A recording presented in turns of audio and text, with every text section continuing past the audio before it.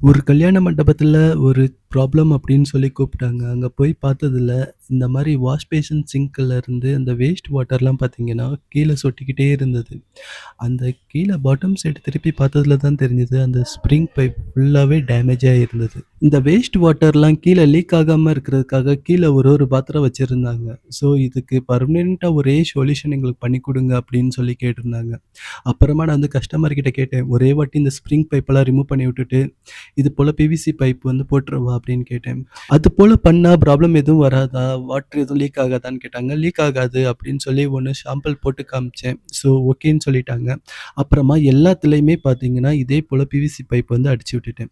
So தண்ணி எல்லாமே பார்த்தீங்கன்னா, அந்த வாஷ் பேசின் சிங்க்ல வந்து ஸ்டோர் ஆகாது. எல்லாமே டைரக்ட்டா அப்படியே கீழ வந்து போய்க்கிட்டே இருக்கும். ஸோ கஸ்டமருக்கு வந்து இது போல போட்டு காமிச்சதுக்கு அப்புறமா, அவங்க வந்து டேப் திருப்பி விட்டு பார்த்தாங்க. ஸோ என்னன்னா, அவங்களுக்கு ஒரு சந்தேகம். ஏதாவது தண்ணி லீக் ஆகும் அப்டின்ட்டு.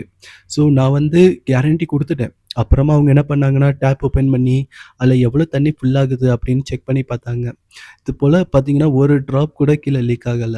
ஸோ அவங்க வந்து ரொம்ப ஹாப்பி ஆயிட்டாங்க. இனிமேல் எந்த ஒரு ப்ராப்ளம் இருக்காது அப்டின்னு சொல்லிட்டாங்க. "நீ அடுத்த ஒர்க் ஏதாவது வந்தாலும் உங்களே கூப்பிடுறோம்" அப்டின்னு சொல்லி ப்ராமிஸ் பண்ணியிருக்காங்க.